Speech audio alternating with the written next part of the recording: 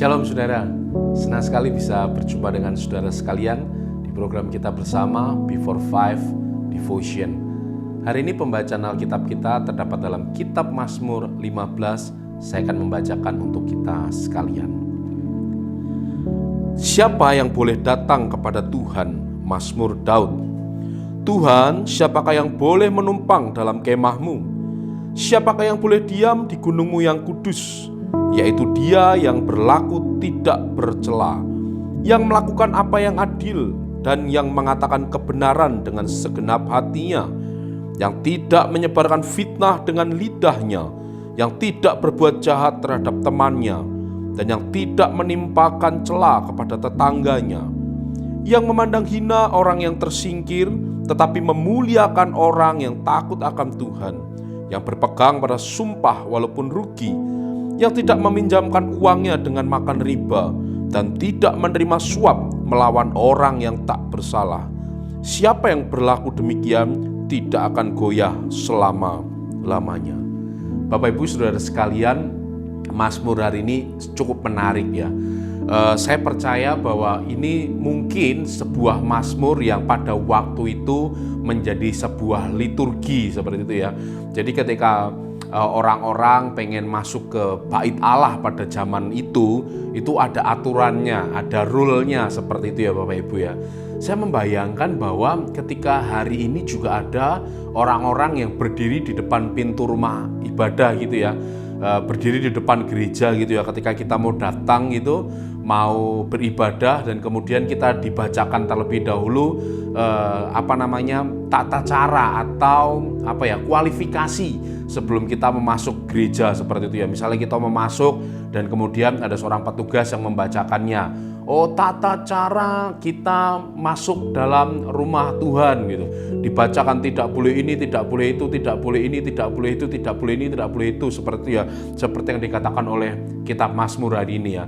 Pasti mungkin ya sebagian kita mungkin tidak bisa masuk ke gereja seperti itu ya. Atau mungkin sebagian dari kita merasa kesal gitu. Waduh, aturannya mau datang ke rumah Tuhan kok susahnya bukan main seperti itu ya. Nah, Mazmur ini sangat menarik ya. Ini Mazmur dibuka dengan perkataan seorang pemazmur yang berkata kepada Tuhan, dan kemudian seperti Tuhan itu mulai memberikan kualifikasi siapa saja orang-orang yang boleh masuk rumah Tuhan. Ini sesuatu yang luar biasa ya Bapak Ibu ya. Ketika di zaman dulu itu tidak sembarangan orang itu bisa masuk ke dalam rumah Tuhan gitu ya. Tidak semua orang bisa masuk ke tempat-tempat di mana Tuhan sudah tetapkan gitu ya. Tidak semua orang bisa begitu saja dengan seenaknya, dengan keadaan yang mungkin tidak bersih begitu ya, atau dengan masih berbuat dosa, atau mungkin dengan masih melakukan dosa dan kemudian seenaknya bisa masuk ke tempat ibadah. Nah, pada waktu itu tidak seperti itu Bapak Ibu ya. Pada waktu itu tentu saja ada kualifikasi khusus yang sudah ditetapkan untuk orang-orang bisa masuk ke tempat ibadah, dan tidak semua orang itu bisa masuk ke tempat ibadah, ke rumah ibadah pada waktu itu. Dan kita bersyukur sekali, kita berterima kasih kepada Tuhan kita bahwa justru zaman sekarang, zaman modern ini, justru gereja menjadi tempat orang-orang berdosa untuk datang meminta pengampunan kepada Tuhan. Kita bersyukur bahwa di dunia modern ini justru gereja terbuka dengan sangat luas untuk orang-orang yang berdosa, untuk orang-orang yang masih bergumul dengan dosa, untuk orang-orang yang tidak bisa lepas dari dosa mungkin ya.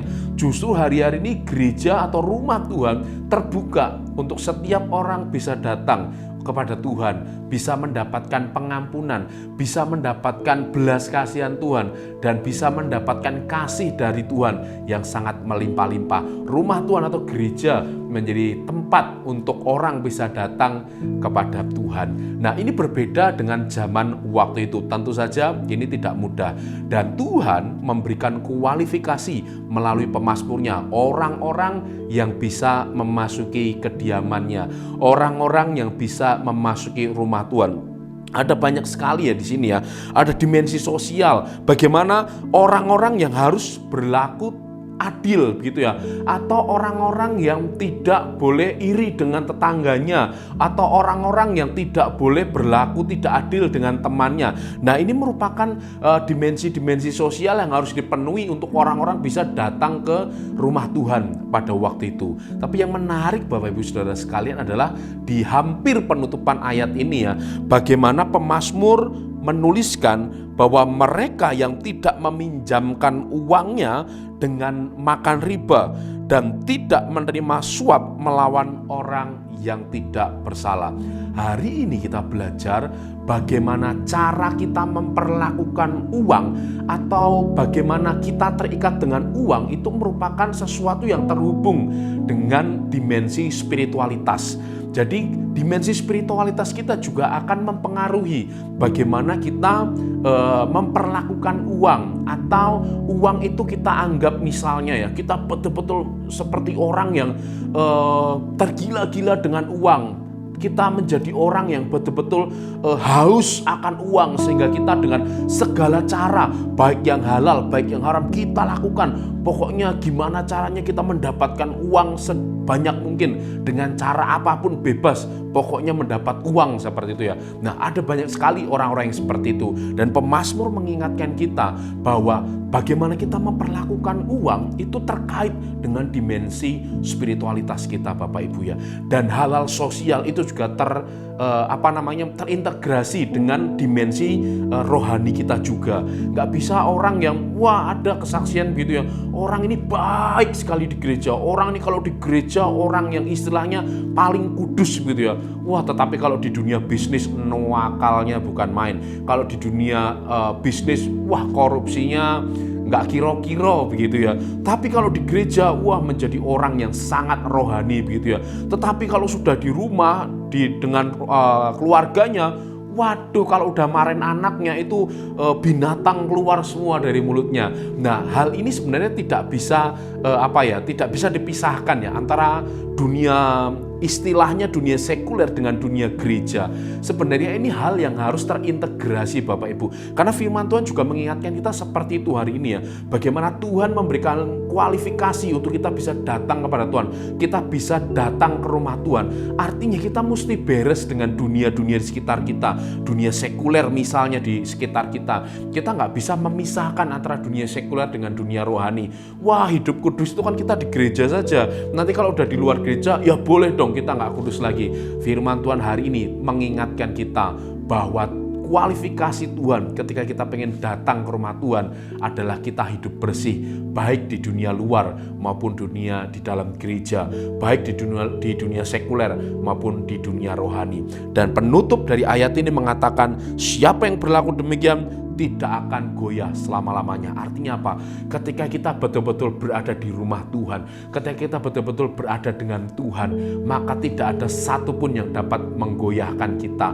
Godaan di dunia mungkin semakin banyak ya, khususnya buat kita yang bekerja, mungkin di dunia pemerintahan, mungkin di dunia bisnis ya. Ketika mungkin ada partner kita, ada kolega kita yang ingin untuk mengajak kita berbuat curang, untuk memuluskan bisnis kita mungkin, untuk memuluskan pekerjaan kita mungkin. Firman Tuhan hari ini memberikan jaminan ketika kita tinggal di dalam rumah Tuhan, artinya kita tinggal dekat dengan Tuhan, maka kita tidak akan goyah oleh godaan apapun. Maka kita tidak akan pernah goyah oleh godaan yang mungkin menggoda di depan kita.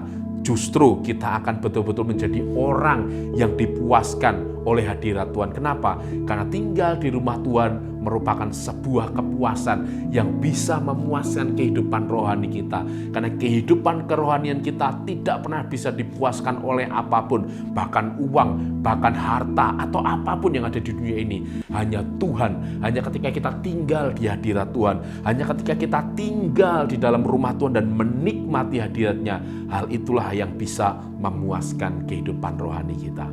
Saya berdoa firman hari ini bisa menolong kita, bisa memberkati kita sekalian. Mari kita berdoa. Bapa di dalam surga, kami berterima kasih, kami bersyukur kalau hari ini kami diingatkan lagi oleh Tuhan bagaimana Tuhan sebenarnya memiliki kualifikasi untuk orang-orang yang bisa datang di rumah Tuhan. Tapi kami bersyukur ya Tuhan, oleh karena pengorbanan-Mu di atas kayu salib, oleh karena pengorbanan Tuhan Yesus di kayu salib sudah menjadi korban perantara antara kami dengan Tuhan. Kami bersyukur kalau hari ini justru ketika kami merasa beban kami terlalu banyak, kalau justru kami hari ini merasa dosa kami terlalu banyak Tuhan, kami boleh datang ke rumah Tuhan dan kami meminta pengampunan, dan kami percaya bahwa Tuhan kami adalah Tuhan yang penuh kasih, dan kami percaya ketika kami bertobat dengan bersungguh-sungguh, Tuhan akan memberikan kami pengampunan. Kami berdoa kiranya Tuhan menolong kami untuk kami menjadi orang-orang yang jujur, orang-orang yang memiliki integritas ya Tuhan. Kami berdoa kiranya hadirat Tuhan terus memenuhi kehidupan kami dan memuaskan kami. Kami bersyukur hanya di dalam nama Yesus kami mengucap syukur dan berdoa. Amin. Sekali lagi saya berdoa kiranya firman ini bisa memberkati kita sekalian. Shalom.